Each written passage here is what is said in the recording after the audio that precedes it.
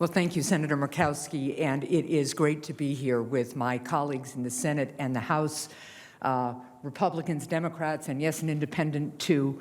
It is extraordinarily American to have strong opinions and vigorous disagreements. That's what we all sometimes bring to this work. But it is equally American to come together after the arguments and find a way forward, to unite around a common purpose and to remember that when America unites, there is nothing we can't do. And we are in a moment where we are hearing from our constituents from all walks of life about the importance of coming together to get people the relief they need to get through this winter at a time when we are seeing cases spike, hospital beds full, our frontline workers, especially in healthcare facilities, exhausted, frazzled, and worried that somebody will come in for care and there will not be room for them, and they will not be able to do the jobs that they are trained to do. We are at a time period when a restaurant owner in New Hampshire who actually had the guts and determination this summer, as our caseloads were going down and everybody was outside, to open up a new restaurant, who said to me at the same time, "Senator, please don't forget that it's going to get cold in a couple of months, and we're not going to have all this outside dining, and people aren't going to come in, and our businesses are going to suffer, and even successful restaurateurs like me are going to have difficulty. You need to do something."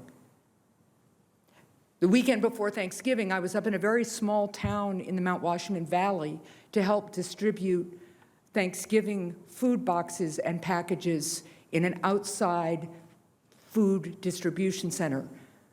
None of the volunteers there identified as Republican or Democrat to me. They were just neighbors trying to make sure that their neighbors had what they needed to get through the next couple of weeks. And one of the things that stuck with me was one of the organizers of the food drive said to me, "Senator, please don't judge the people who come here by the cars they're driving."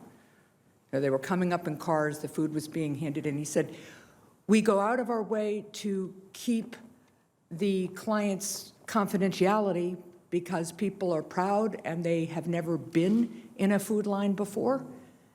And he said, "You can't judge them by the car they're driving because this pandemic has hit everybody in unexpected ways."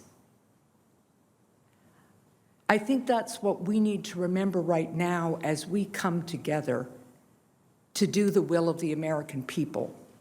This pandemic has hit everybody in unexpected ways, and our job is to come together in Congress and as a people to make sure that we can get through some very dark days ahead with the understanding and hope that we're going to get through this pandemic and be stronger on the other side.